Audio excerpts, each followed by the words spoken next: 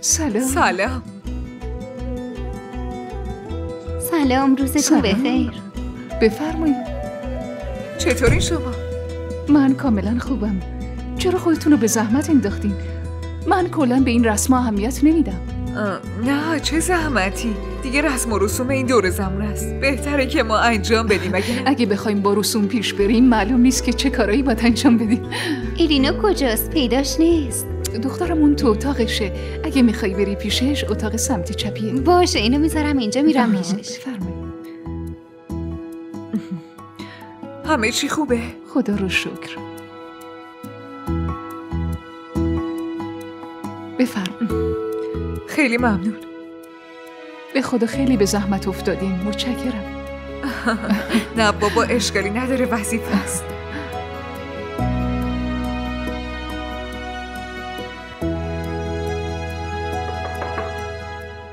بفرمایید. ماشاءالله خیلی خوشگل شدی.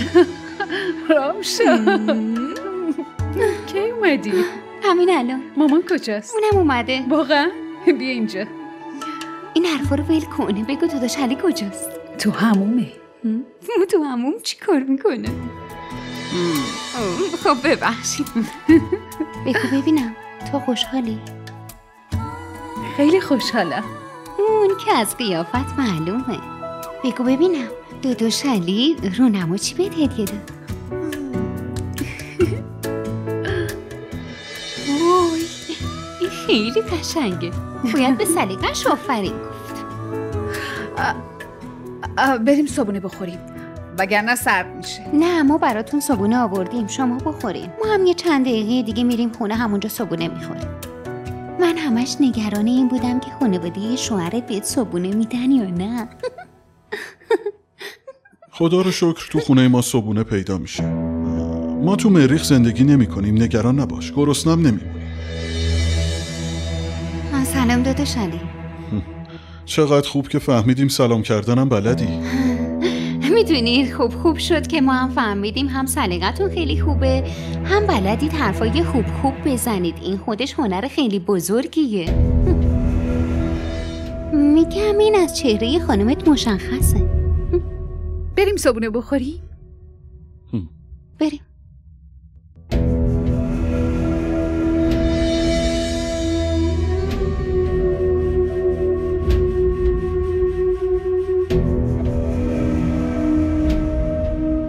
حال تیمور 2 روزه که اصلاً خوب نیست، به منم چیزی نگفته.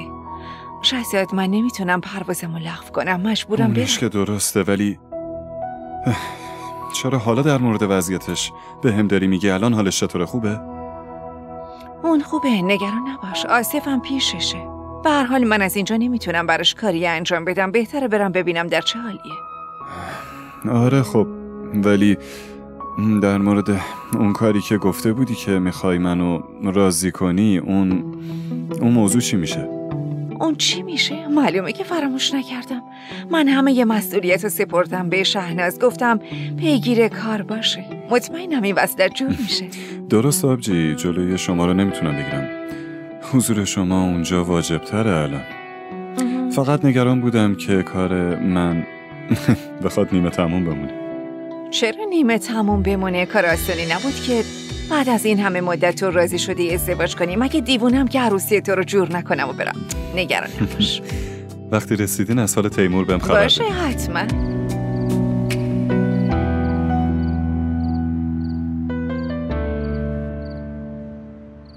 از حرفای رامشا اصلا خوشم نیومد. اون واقعا فکر میکنه ما تو رو گرسنه میذاریم. داشت شوخی میکرد علی. اون عادتشه که اینجوری حرف بزنه. تو حرفاشو به دل نگیر لطفا. اون رابطه خاصی با من نداره که بخواد از این شوخیای بی مورد با من بکنه.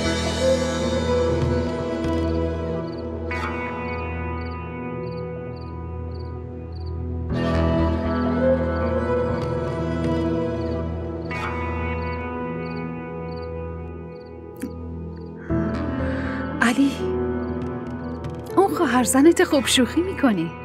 بره با کسی شوخی کنه که دوست داره. من اهل این شوخی ها نیستم. تو یه جور رفتار میکردی انگار من همیشه ناراحتت میکنم.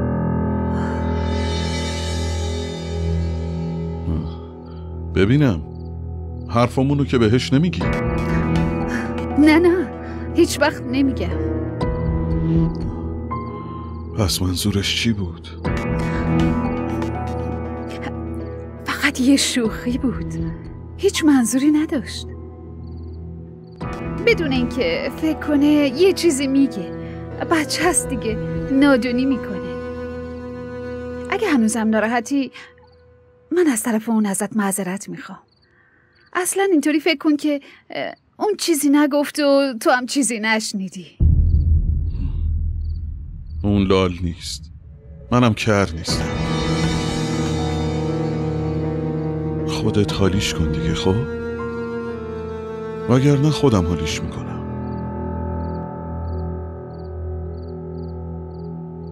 اونم به روش خودم.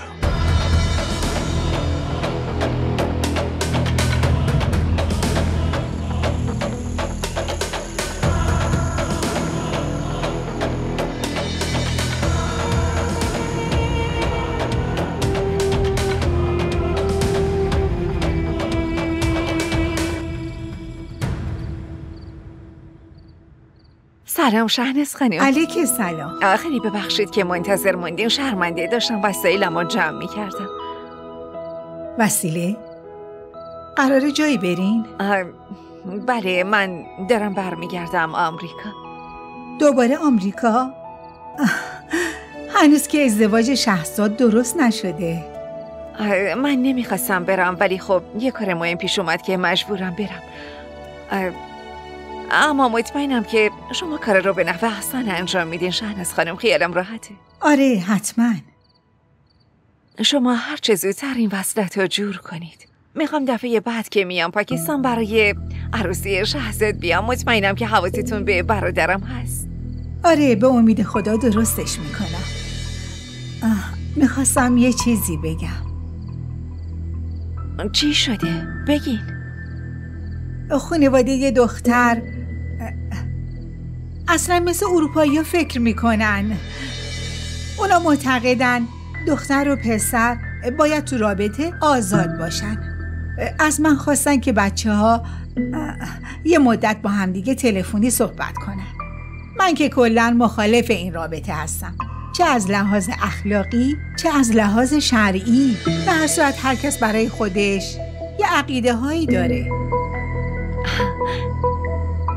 نه من هیچ مشکلی با این موضوع ندارم، ولی باید نظر شهزادم بپرسم ببینم اون چی میگه. آره من ازش میپرسم که میخواد حرف بزنه یا نه.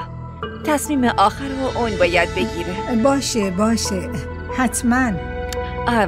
این یه مقدار پوله، اینو بگیرین شهناز خانم. من اینجا نیستم، شاید لازمتون بشه. خیلی ممنون، خدا برکت بده. خواهش میکنم.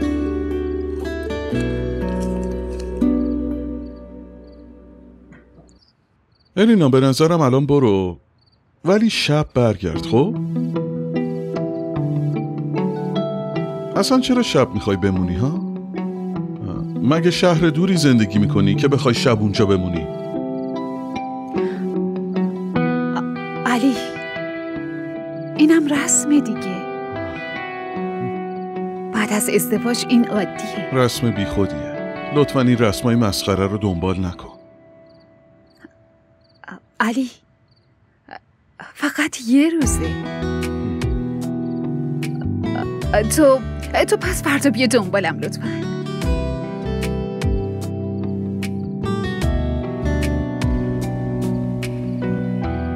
ببینم تو که میگفتی هیچ دوست پسری نداری حتی تو دانشگاه.